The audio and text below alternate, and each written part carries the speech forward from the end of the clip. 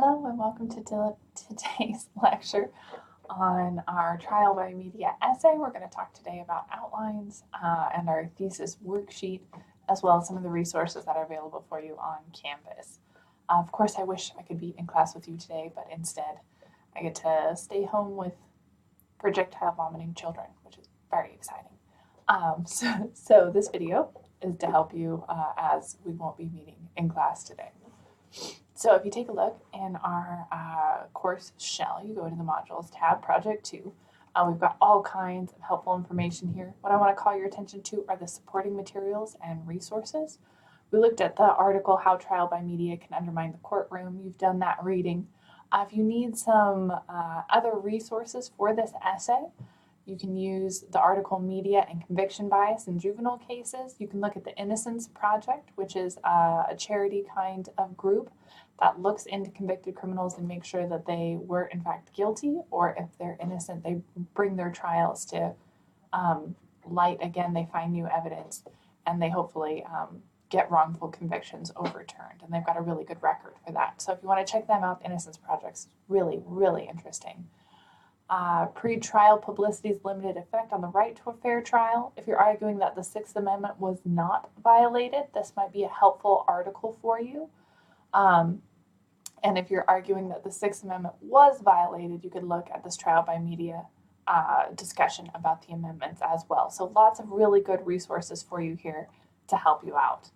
You can also always go to the CBC library databases. You get there by going to our homepage, clicking on the library, and then going to our search here. You're really going to be looking for articles and publications, but books are fine as well. So you're going to go ahead and type in your key search.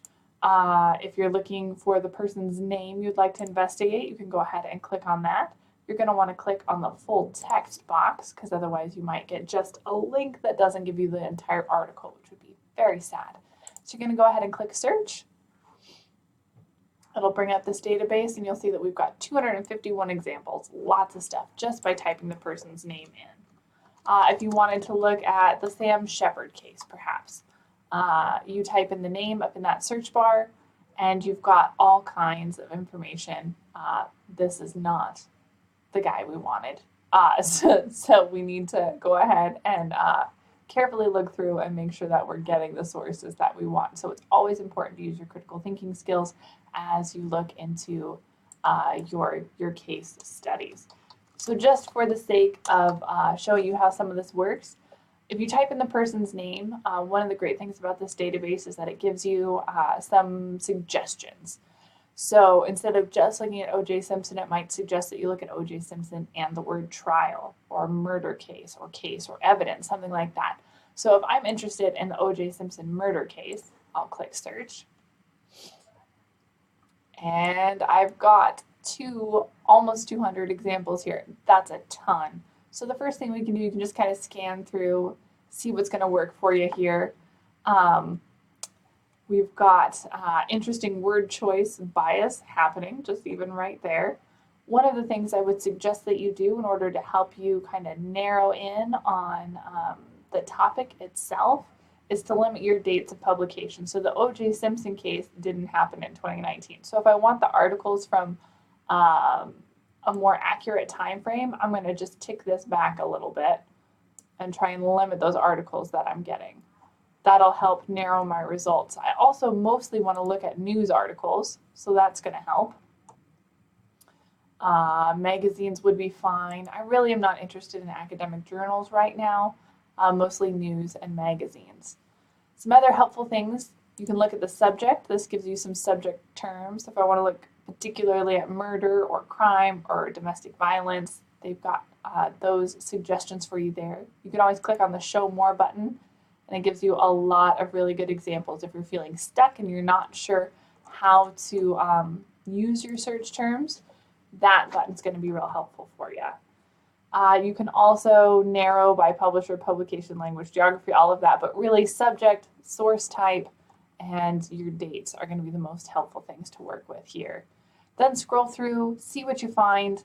The algorithms that the library databases use are different than Google's, which means the best results are not always on the first page. Look through the first 3 or 4 pages. If you don't find anything by the 4th page, go back and redo your search terms. But you should find some stuff to work with in those first couple of pages. Once you click on something that you think might be interesting, the world's longest title here, you scroll down, you read the description. If this looks like something you want to read, you'll go ahead and read the full text. The great thing that the library databases do for us is that they allow us to kind of cheat on our citation. So if you find an article you like, you read it, it's fabulous, you're going to use it in your essay, you want to put it in your works cited page, go ahead and click the Cite button here, and you're going to scroll down until you find MLA format. Who knew there were so many kinds of format, huh? Go ahead, copy and paste this bad boy into your works cited page, and voila, you are done, and it's amazing. So do make sure that you're using the citation format for MLA. Just use the Cite button here, and you'll be set. If you're doing research, say not at home, but in the library, and you want to save where you found things, and you're used to being able to save just the link up here at the top of the page, you just copy whatever is in the search bar and save that. That will not take you to this article for whatever reason. It doesn't work that way. It just takes you to the library homepage, which is very disappointing if you found the perfect article. So if you want to save this article, you want to save the link to it, always use the permalink button here. So if you click on that, here's your permalink, just click shorten link. All you have to do is copy and paste that, send it as an email to yourself, write it down, however you want to keep track of this. This is the link that will get you back to this particular article. If you copy this guy up here at the top of your screen, it's just going to take you to the library homepage, which will be very disappointing if you have found the perfect article. So do make sure that you're carefully looking at that. All right, so that's how we do some research.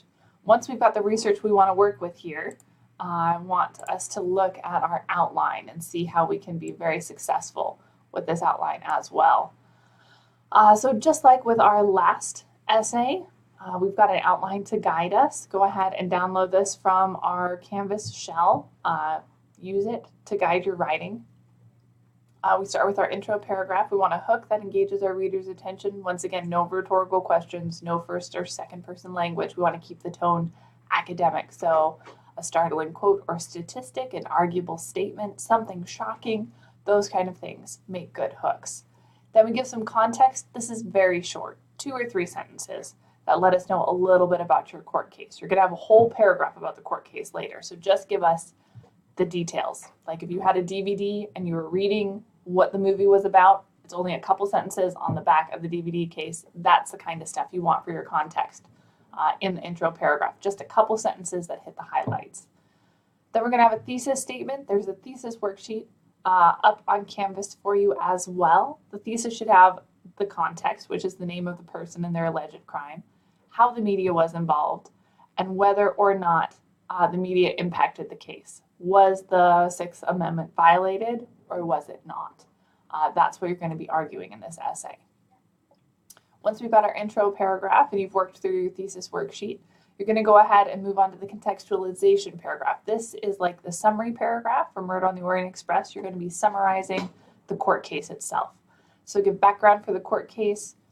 Who is the defendant? What are they accused of? What kind of evidence was present? How did the case turn out? However, that's a lot of information. We still want to keep it clear and concise. Don't let the contextualization go over 1 page in your essay. If it's longer than a page, we need to pare it down. So keep it about a paragraph. If you can keep it under a page, that's ideal. Give some evidence, provide quotes from newspapers and other media sources you found, and then give a brief discussion about media and bias. Talk about how this particular court case was portrayed in the media and how that portrayal may or may not have created bias in the jury pool. Once you've got your contextualization down, you're going to move into your first argument paragraph, and you're going to have at least 3 argument paragraphs, but please feel free to have more if you need more. So at least 3, but you can absolutely do more. So the first one, argument paragraph 1, we want to have a topic sentence. How did the media affect the trial? Was the Sixth Amendment violated in some way? And the easiest way to organize these paragraphs, I think, is to organize them by types of bias. So if you wanted your first paragraph to be about word choice bias, That would be a great way to focus this paragraph. And you would say, the media affected the trial through word choice bias. Your evidence, you're going to give examples of word choice bias. You're going to talk about how those examples could have swayed a jury. You're going to talk about why it's significant, what is the outcome if the jury was biased, and then transition to the next paragraph. Remember, transitions are 50% the paragraph you're in and 50% the paragraph that's coming next. Once you've got your first word choice bias paragraph, I would suggest doing information bias as your next one. Information bias, we remember, is information that's provided to potential jury members before the trial starts, stuff that may or may not be admissible in court. So like our example from the Tri-City Herald, the one title we looked at in the one news source said that his house had suspiciously caught on fire, his wife had suspiciously died, he was sleeping with a babysitter. Those three things had nothing to do with the allegations of child rape. But because we read that article, we have ideas about him now that's going to cause some bias. That's called information bias. We have information that we shouldn't have had, potentially, that could potentially bias us if we were selected for the jury. That paragraph's going to work the same kind of organizational strategy as the first one. And then in our third argument paragraph, you could do logical fallacies as your type of bias you're discussing. Pull out some articles, find ad hominem attacks, non sequiturs, if you like the Latin one, slippery slope, whatever you want to do, faulty cause and effect. All kinds of really, really good examples we learned about on Monday. Use some of those in this argument paragraph number 3. Then we want to take it big picture. We've talked specifically about this court case. We've talked specifically about the way this court case was discussed in the media, whether it was news sources or Facebook or Instagram or Twitter. We want to then take it big picture, not just this case, but overall, what happens if the Sixth Amendment can be violated in this way. So why would it be problematic that the media has this kind of power? I want you to discuss that and make some connections to justice in this paragraph. Have a topic sentence that answers this question. Is it a problem that the media has this kind of power over people, their perceptions, and the way justice works in our country? Your topic sentence should answer that question. Then back up your answer. Evidence that it's a problem or evidence that it's not a problem. Back up whatever your opinion is. There is no right or wrong answer. It's just a well-supported answer. So if you feel like it is a problem, prove it to me. If you feel like it's not a problem, prove it to me. Use sources to help you out. Then we'll talk about the ramifications. If this is true, if our statement is correct, if we have evidence to back that up, what does that mean? Does it change the way we think about justice? Does it change the way perhaps our legal system should work? Go ahead and talk about those ramifications before you transition into your conclusion. The conclusion should have a restated thesis statement, a little bit of summary of your main ideas, and then a call to action or a meaningful takeaway. Consider making some big claims about media and justice. What do you want your reader to do now that they have this information? Should they think about things differently or should they act differently? Ask them to do something at the end of your essay. And that is our outline. All of that is posted up on Canvas in our, that's email. All of it's posted up in Canvas. If you go to the essay part, the outline is your second thing here. The thesis worksheet is the next thing. I just want you to work through this, write it out, bring it to class on Monday. What case are you interested in writing about? How did the media affect the case? Write at least 3 examples of bias, and then come up with a thesis statement that has the name of the accused in the crime, whether the media affects the case in a positive, negative way, and potential forms of bias present in the news coverage. So give that kind of background as we work toward getting a really clear and concise thesis statement. All right, that's the nitty-gritty on this. Your homework for the weekend is up on Canvas in the calendars. What I'd like you to do is complete this thesis worksheet, bring it to class on Monday, and write the first 3 or 4 paragraphs of your essay. Bring those paragraphs to class on Monday as we're going to be talking about transitions, logical flow, topic sentences, and it's much easier to talk about those things if you've got some specific work in front of you that you can then revise and make changes to. So bring the first 3 paragraphs of your essay and this thesis worksheet, and I'll see you all on Monday. Have a great day.